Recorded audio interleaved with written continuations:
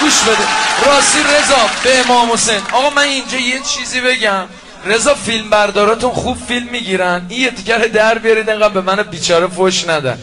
من جلسه آقای آسد محمد آقای جوادی، یکی از رفقا آقای بختیاری هم فارسی خون، لوری خون، ترکی خون، لوری.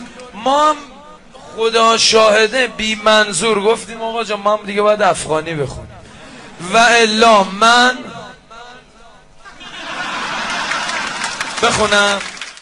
سر کوی بلند فریاد کردم، علی شیر خدا را یاد کردم، علی شیر خدا را یاد کردم.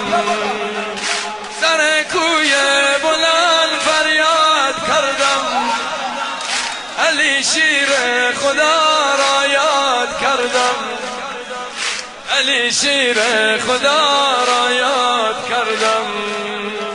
علی شیر خدا یا شاه مردان، دل ناشاد ما را شاد گردان، دل ناشاد ما را لشکر فاطمیون رو باید بریم ببینیم. آقا به افتخار تمام شیعیان مخصوصا از نوع افغانستانی و مخصوصا بچهای فاطمیون، تیپ فاطمیون کف بزن. یه بار دیگه بخوشید همه کف آقا من نوکر همه بچه شیعه سراسر عالمم به هر زبان مختلف، چینی، ژاپنی، نمیدونم والا.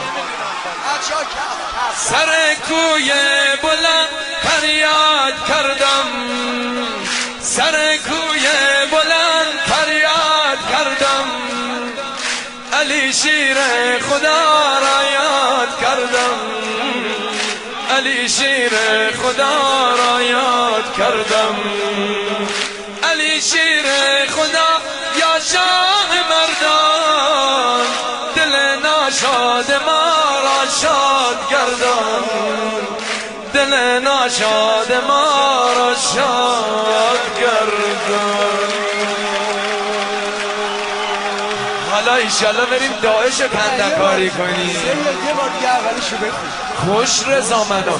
سر کوی بلند فریاد کردم، همه بگن سر کوی بلند فریاد کردم، علی شیر خدا را یاد کردم، علی شیر خدا را یاد کردم، علی شیر خدا یا شاه مردان، دل ناشاد ما را شاد گردان.